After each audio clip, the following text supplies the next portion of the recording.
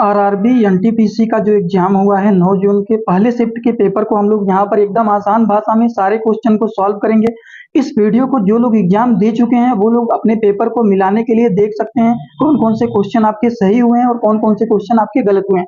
और जो लोग अभी एग्जाम नहीं दिए हैं, जिन लोगों का एग्जाम होने वाला है, वो लोग तो एकदम ध्यान से देखना, क्योंकि आप लोगों को यहाँ पर यह अनुमान लग जाएगा किन किन सब्जेक्ट से, किन किन टॉपिक से किस किस तरह के क्वेश्चन बन रहे हैं। ये सारी जानकारी आप लोगों को यहाँ पर हो जाएगा और इतने अच्छे तरीके से आप लोगों को ये सॉल्व कराऊंगा। अगर आप एक बार इसको देख लेते हैं तो बहुत सारी जानकारी आप लोगों को हो जाएगा कि अगले पेपर में किस तरह के क्वेश्चन आने वाले हैं और आप लोग कैसे उसको सॉल्व कर सकते हैं। ये सारी की सारी बात आप सभी लोगों को यहाँ पर बताऊंगा। तो चलिए वीडियो को शुरू करते हैं बिना देर किए हुए। सबसे पहले क्वेश्चन को हम लोग सॉल्व करते हैं। दोस्तों, सबसे पहला जो क्वेश्चन है वो है 2024 में भगवान बिरसा मुंडा की 150वीं जयंती के अवसर पर किस विशेष दिवस का आयोजन किया गया? आदिवासी अधिकार दिवस, जनजाति एकता दिवस, जनजाति गौरव दिवस या फिर स्वतंत्रता संग्राम समृद्ध दिवस, स्वतंत्रता संग्राम स्मृति दिवस। तो इनमें से सही जवाब क्या होगा वो सभी लोग कमेंट बॉक्स में जरूर बताना, जो लोगों का एग्जाम होने वाला है और जो लोग दे चुके हैं इसका करेक्ट आंसर कौन सा लगाए हैं वो जरूर बताएं। वैसे इसका सही जवाब जो है वो है जनजाति एकता जनजाति गौरव दिवस, मतलब this question is right answer option से।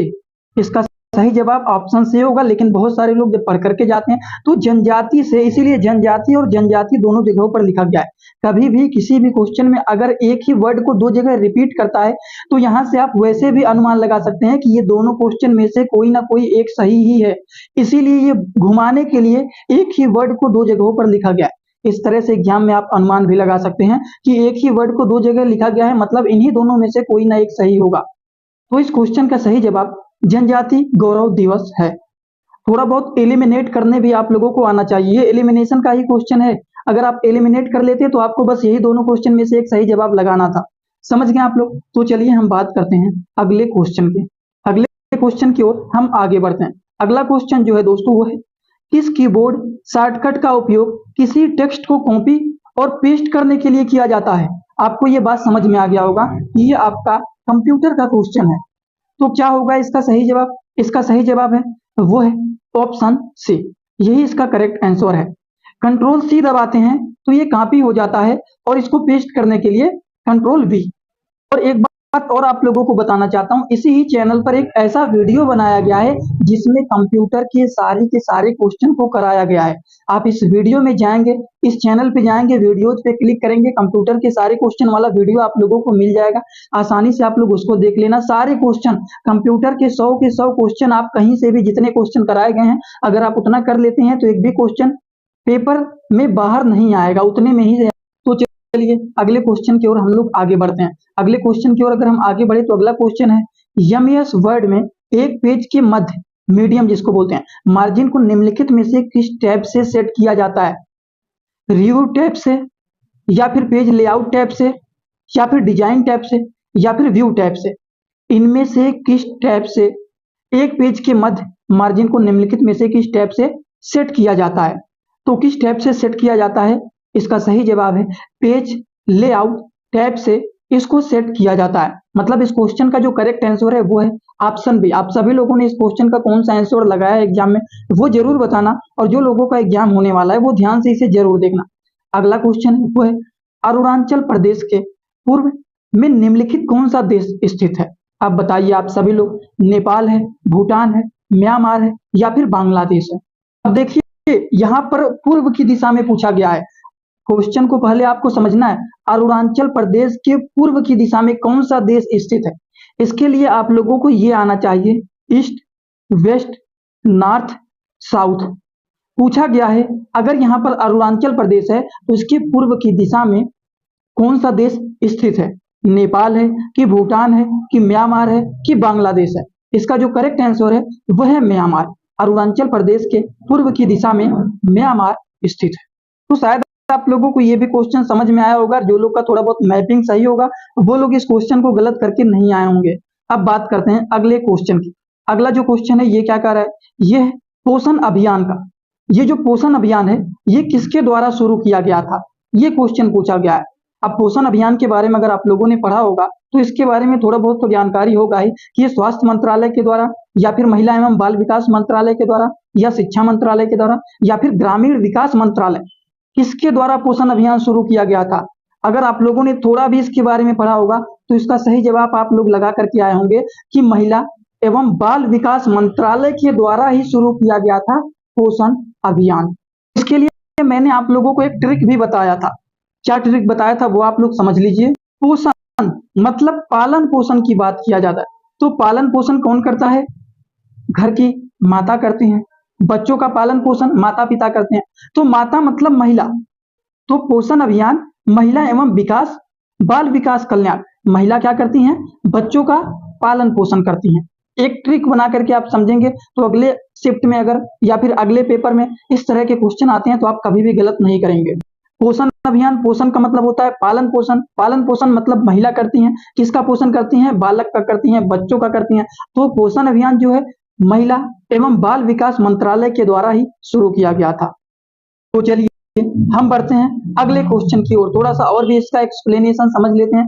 पोषण अभियान जो है ये 8 मार्च 2018 को प्रधानमंत्री नरेंद्र मोदी द्वारा शुरू किया गया था। इसे महिला एवं बाल विकास मंत्रालय द्वारा लागू किया गया था। इसका उद्देश्य कुपोषण को कम करना, विशेषकर बच्चों, किशोरियों, गर्भवती एवं और स्तनपान कराने वाली महिलाओं के लिए ये शुरू किया गया था। ठीक, तो ये भी क्वेश्चन के बारे में हम लोगों ने समझ लिया।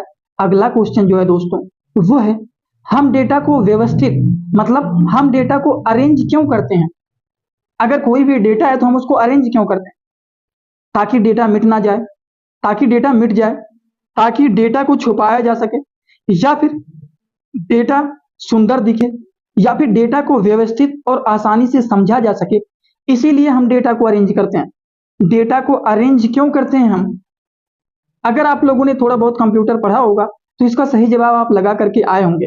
ये जो होता है हम डेटा को अरेंज इसलिए करते हैं ताकि डेटा को व्यवस्थित और आसानी से उसको समझा जा सके। अब एक शब्द यहाँ लिखे हैं, एक शब्द यहाँ लिखे हैं, एक शब्द यहाँ लिखे हैं, अब कहेंगे कि इसको पढ़ के बताओ, तो जो जिस भाषा में लिखा है वही उसको समझ पाएगा। और डेटा को इसलिए अरेंज करके लिखा जाता है कि कोई भी उसको आसानी से पढ़ सके और समझ सके, इसीलिए हम डेटा को अरेंज करते हैं। तो इसका सही जवाब ऑप्शन डी है। डेटा को इसलिए अरेंज किया जाता है जिससे वो व्यवस्थित रहे और आसानी से उसको समझा जा सके, इसीलिए डेटा को अरेंज किया जाता है। अब हम बात करते हैं अगले क्वेश्चन की। दोस्तों अगले क्वेश्चन की ओर अगर हम आगे बढ़ें तो ये हाल ही में, अब हाल ही मतलब रिसेंटली का बात किया जा रहा है, करंट की बात पूछा गया है थोड़ा बहुत, इसीलिए न्यूज देखना भी जरूरी होता है। किस देश को ब्लाइंडनेस से मुक्त घोषित किया गया? बताइए। अब हाल ही में ऐसा कौन सा देश है जिसको ब्लाइंडनेस से मुक्त घोषित किया गया है? घाना, नाइजीरिया, चाड या फिर इथियोपिया? कौन से देश ने हाल ही में ब्लाइंडनेस को मुक्त घोषित किया है? तो वो है नाइजीरिया। नाइजीरिया ने ही हाल ही में ब्लाइंडनेस को मुक्त घोषित किया है। चलिए दोस्तों अगले क्वेश्चन की ओर आगे बढ़ते हैं। अगला क्वेश्चन है, सुनीता विलियम्स कुल कितने दिन अंतरिक्ष में रही? अब बताइए, सुनीता विलियम्स जो है ये कितने दिन तक अंतरिक्ष में रही थी? 150 दिन तक, 200 दिन तक, 286 दिन तक, या फिर 300 दिन तक? ये आपके जीके के क्वेश्चन है। इस तरह के क्वेश्चन इसमें बहुत ज्यादा बन रहे हैं, और जो लोग पेपर देने वाले हैं, जिनका पेपर आगे अभी होने वाला है, वो थोड़ा सा अपना जीके मजबूत करके जाना, क्योंकि इस तरह के क्वेश्चन बन रहे हैं। हर शिफ्ट में आप देखेंगे इस तरह के बहुत सारे क्वेश्चन आ रहे हैं। तो अगर हम बात करें सुनीता विलियम्स जो है कुल कितने दिन तक अंतरिक्ष में रही थी? वो दोस्तों 286 दिन तक रही थी। समझ गए आप लोग? कितने दिन तक? 286 दिन तक। मतलब इसका करेक्ट आंसर ऑप्शन सी है। अब अगले क्वेश्चन की ओर बात करें तो हिस्ट्री भी पीछे नहीं है, इसमें हिस्ट्री को भी जोड़ दिया गया है, हिस्ट्री से भी क्वेश्चन आए हुए हैं। इतिहासकार सर हिंदी ने किस वंश को तुर्की के खलीफा से जोड़कर बनाया गया है? मौर्य वंश को, कि गुप्त वंश को, कि मुगल वंश, या फिर सातवाहन वंश? इनमें से कौन से वंश को तुर्की के खलीफा से जोड़ करके बनाया गया है? आप लोगों ने इसका करेक्ट आंसर क्या लगाया हुआ है? अपने एग्जाम में इसको कौन सा क्वेश्चन आंसर सही करके आए हैं वो आप कमेंट बॉक्स में जरूर बताना। वैसे इस क्वेश्चन का जो करेक्ट आंसर है वो है मुगल वंश, और इसके आप लोगों को एक्सप्लेनेशन भी दूंगा क्योंकि ये जरूरी है जानना आप सभी लोगों को। देखिए, इतिहासकार सर हिंदी ने मुगल वंश को तुर्की के खलीफा से जोड़ा है। क्योंकि मुगल शासक जो होते हैं, मुगल शासक अपने आप को तुर्की के खलीफा से संबंध रखते थे और इसीलिए मुगल वंश ने इसको जोड़ा था। अब देखिए अगले क्वेश्चन की ओर हम आगे बढ़ते हैं। अगला क्वेश्चन है, अगर आप माइक्रोसॉफ्ट विंडो में Alt प्लस टैब को दबाते हैं तो क्या होगा? अब बताइए, अगर आप अपने पीसी पर बैठे हुए हैं और कीबोर्ड पे दबा रहे हैं Alt प्लस टैब, तो उसमें क्या होता है? तुरंत विंडो टास्क मैनेजर खुल जाएगा, वर्तमान खुले प्रोग्राम के लिए विंडो नियंत्रण मेनू नीचे आएगा, या फिर प्रोग्राम ग्रुप टैब या फिर डॉक्यूमेंट के बीच में स्विच कर सकते हैं, या फिर खुले एप्लीकेशन के बीच में स्विच किया जा सकता है। अगर आपके पास लैपटॉप है तुरंत यहीं पर वीडियो को रोक देना, अगर आपके पास लैपटॉप है तुरंत आप यहीं पर वीडियो को रोक देना, एक बार ट्राई कर लो, एक बार आप दबा करके देखो क्या ओपन होता है, क्या नहीं ओपन होता है, क्या होता है, आपको समझ में आ जाएगा। वैसे इस क्वेश्चन का जो करेक्ट आंसर है वो है खुले एप्लीकेशन के बीच में इसको स्विच किया जा सकता है, इसीलिए अगर आप ये दबाते हैं तो इससे स्विच किया जा सकता है। इसका करेक्ट आंसर ऑप्शन डी होगा। चलिए दोस्तों अगले क्वेश्चन की ओर आगे बढ़ते हैं। अगला क्वेश्चन क्या आया हुआ था? अगला क्वेश्चन जो है वह सहकारी समितियों के अनुच्छेद में संशोधन क्यों किया गया था? अब बताइए सहकारी समितियों के अनुच्छेद में संशोधन क्यों किया गया था? सहकारी समितियों की संख्या बढ़ाने के लिए किया गया था, या फिर सहकारी समितियों की कार्य प्रणाली को मजबूत और पारदर्शी बनाने के लिए किया गया था, कि सहकारी समितियों को निजी कंपनियों में बदलने के लिए किया गया था, कि सहकारी समितियों के करों को खत्म करने के लिए किया गया था? अगर आप थोड़ा सा पॉजिटिव वे में सोचेंगे तो बिना पढ़े ही आप इसका जवाब दे सकते हैं, बिना पढ़े आप इसका जवाब दे सकते हैं।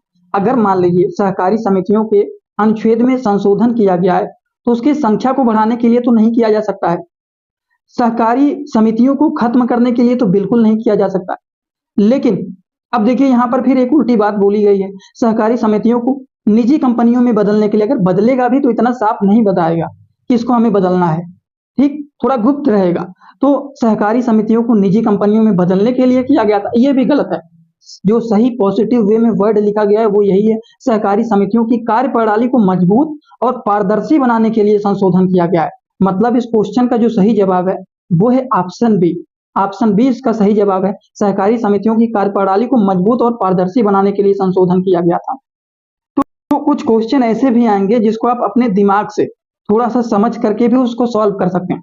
इस क्वेश्चन को तो बिना पढ़े ही आप सॉल्व कर सकते हैं कि किसी चीज का संशोधन होगा तो संख्या बढ़ाने घटाने की बात नहीं यहाँ पे हो रहा है, कंपनियों को निजी बदलने की ये सारी बात यहाँ पर नहीं किया जा रहा है। अब देखिए इसको खत्म करने के लिए भी नहीं संशोधन होगा कोई, उसके कार्य प्रणाली को मजबूत और पारदर्शी बनाना, ये थोड़ा सा पॉजिटिविटी यहाँ पर दिखाई दे रही है, मतलब यही सही जवाब होगा। तो चलिए अगले क्वेश्चन की ओर आगे बढ़ते हैं। अगला जो क्वेश्चन आया हुआ है, अगला जो क्वेश्चन है ये भारत और सिंगापुर की सेना का अग्नि योद्धा संयुक्त सैन्य अभ्यास कहाँ आयोजित किया गया था? जम्मू कश्मीर में किया गया था, कि देवलाली महाराष्ट्र में किया गया था, कि पुणे महाराष्ट्र में किया गया था, कि मुंबई महाराष्ट्र में? अब यहाँ पर भी आपको एलिमिनेशन थोड़ा बहुत लग गया होगा, महाराष्ट्र तीनों में दिया गया है, मतलब ये तो नहीं हो सकता है, क्योंकि महाराष्ट्र जब हर जगह दिया गया है मतलब ये हमारे माइंड को घुमाने की कोशिश किया जा रहा है, मतलब इन्हीं तीनों में से एक सही जवाब होगा, और इसका जो सही जवाब है वो है देवलाली महाराष्ट्र। बात समझ गए, ऑप्शन बी इसका सही है। चलिए हम बढ़ते हैं अगले क्वेश्चन की ओर। अगला जो क्वेश्चन है दोस्तों है, वर्तमान में जम्मू और कश्मीर की सरकार किस गठबंधन के तहत बनी है? अब बताइए किस गठबंधन के तहत बनी है? तो इसका जो करेक्ट आंसर है जम्मू और कश्मीर नेशनल कांग्रेस कॉन्फ्रेंस और बीजेपी के गठबंधन के द्वारा ये सरकार बना हुआ है। सारे एक्सप्लेनेशन यहाँ पर लिखे गए हैं, पढ़ना चाहते हैं तो वीडियो को रोक करके आप पढ़ सकते हैं। कुछ ऐसे सार्टली क्वेश्चन आए थे जैसे कि 2025 के जलवायु परिवर्तन प्रदर्शन सूचांक, इसको जिसको बोलते हैं क्लाइमेट चेंज परफॉर्मेंस इंडेक्स में सबसे पहला स्थान कौन देश का है? तो वो है डेनमार्क का। अगले क्वेश्चन की ओर अगर हम आगे बढ़े तो ये तो बहुत ही जरूरी है आप लोगों को पढ़ना, हर एग्जाम में नृत्य से रिलेटेड क्वेश्चन आते ही हैं, जैसे कि निम्नलिखित में से कौन सा नृत्य ऐसा है जिसमें संगीत का उपयोग नहीं होता है? मतलब बिना संगीत के ही नृत्य होता है, ऐसा कौन सा नृत्य है जिसमें संगीत का उपयोग होता ही नहीं है? बस वैसे ही लोग करते हैं। भरतनाट्यम में तो जानते हैं लोग करते हैं, कथक में बिना म्यूजिक के बिना संगीत के तो कथक किया ही नहीं जा सकता। ओडिसी ये भी होता है, इसमें भी संगीत होते हैं, लेकिन छऊ जो है इसमें संगीत का उपयोग नहीं किया जाता है, ये बिना संगीत के नृत्य किया जाता है। अगला क्वेश्चन है वो भोलेनाथ तिवारी निम्नलिखित में से किस विद्रोह से संबंधित स्वतंत्रता सेनानी थे? चंपारण आंदोलन, संथाल विद्रोह, 1857 का सिपाही विद्रोह या फिर बारदोली सत्याग्रह। तो इसका सही जवाब 1857 का सिपाही विद्रोह है। तो आप लोगों को यहाँ पर ये बात तो समझ में आ गया होगा कि किस तरह के क्वेश्चन आपके एग्जाम में बन रहे हैं। जितने सारे लोग इस वीडियो को देख रहे हैं, आप सभी लोग, जितने सारे लोगों का एग्जाम अभी नहीं हुआ है, वो एक कमेंट जरूर कर देना कि अगले शिफ्ट के लिए कुछ इंपॉर्टेंट क्वेश्चन अगर आपको चाहिए। अभी तो मैं ये वीडियो इसलिए बना रहा हूँ कि कितने सारे लोग रिस्पॉन्स दे रहे हैं कि आपका एग्जाम सही हुआ या फिर नहीं सही हुआ। अगर नहीं सही हुआ है तो भी आप कमेंट बॉक्स में बताइए, उससे रिलेटेड लेक्चर भी डेली अपलोड होते रहेंगे। और बात एक, जो लोगों को इंपॉर्टेंट क्वेश्चन चाहिए या फिर अगले शिफ्ट के लिए कुछ ऐसे क्वेश्चन चाहिए जो एग्जाम में एकदम अच्छे से आए, तो कमेंट में जरूर बताना। इस चैनल को सब्सक्राइब भी कर लेना। इस तरह के वीडियो आप लोगों के लिए बना करके डाल दूंगा। या फिर टॉपिक बताना कि ये टॉपिक पढ़ लेना, एग्जाम में इससे ज्यादा क्वेश्चन आते हैं, वो बता दूंगा आप लोगों को। लेकिन आप सपोर्ट करोगे तो ही, चैनल को सब्सक्राइब करो, ज्यादा से ज्यादा शेयर करो, वीडियो पे कमेंट करो, तो ही अनुमान लगेगा कि हाँ सारे लोग एक्टिव हैं, देख रहे हैं, समझ में आ रहा है। तो आप कमेंट में रिस्पॉन्स जरूर करना। वैसे आज का वीडियो होता है complete. Thanks for watching, like comment share and subscribe this channel.